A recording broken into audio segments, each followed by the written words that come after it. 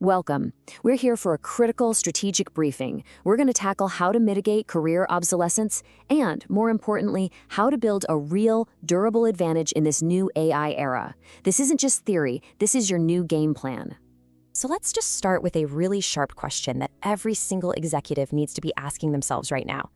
Is the very expertise that got you to where you are today actually becoming a trap? Okay, let's begin with a threat assessment. For decades, the model was simple: specialize, go deep, become the expert. But that traditional model of specialization has now become a critical vulnerability in a world that's changing this fast. And this slide just lays it all out, doesn't it? It shows the two strategic paths you can take. On one side, you've got the specialist, deep for sure, but narrow and ultimately vulnerable. We're calling that the Polgar path.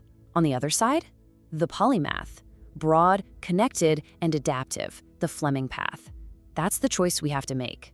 Now, to really understand that risk, just look at the Polgar sisters. I mean, it's an incredible case study. They engineered genius by dedicating their entire lives to total immersion in one domain, chess. And they became grandmasters. It's really the pinnacle of hyperfocus. But, and this is a huge but, their story is the perfect example of what we call the specialist trap. That kind of deep expertise creates a kind of brittleness. So when the entire environment shifts, when AI basically flips the whole chessboard over, the specialist just doesn't have the range to pivot. They're stuck. So enough about the threat. Let's pivot to the counter strategy. Let's talk about the polymath's strategic leverage. This is all about how connecting seemingly separate domains creates an advantage that is just, well, it's completely disproportionate. It's almost unfair. And our case study here is Alexander Fleming. But you have to forget the story you think you know. His discovery of penicillin was not some lucky accident. No way.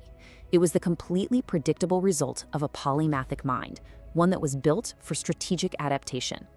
And you can see the process right here. Step 1, he had deep expertise in his primary domain, bacteriology. That was his pillar. But, and this is the key, he had this cross-domain curiosity. He was interested in mold, in mycology. And then comes the connection, that simple, powerful question. Wait a minute, what if this mold kills that bacteria? That connection, right there between two different fields, that's what created the leverage that changed the world. Okay, so that's the what. How do we actually build this for ourselves? How do we make this operational? Let's dive into the framework. We call it building your M-shape. It all starts with the number 2. The entire structure is built on 2 deep skill pillars. Pillar 1 is your current core expertise, the thing you're already great at. Pillar 2 is a brand new domain that you are going to intentionally build out. Those are the 2 vertical lines of your M. But here's the absolute game changer. The pillars don't just stand there by themselves. They're connected by a bridge of what we call connecting competencies. These are force multipliers.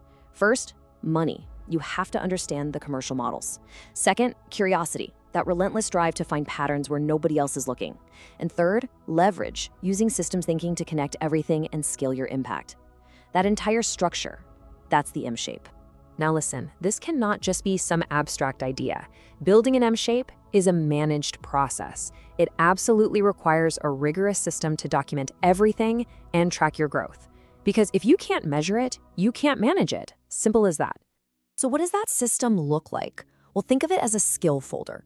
It's the infrastructure that holds all of this together. It's where you centralize all your learning, where you document the projects that bridge your 2 pillars, and where you track your skill growth over time.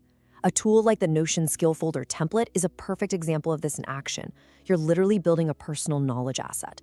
So this brings us to the call to action. Let's translate this entire framework into your next strategic moves. Here are 3 clear mandates for the coming fiscal year.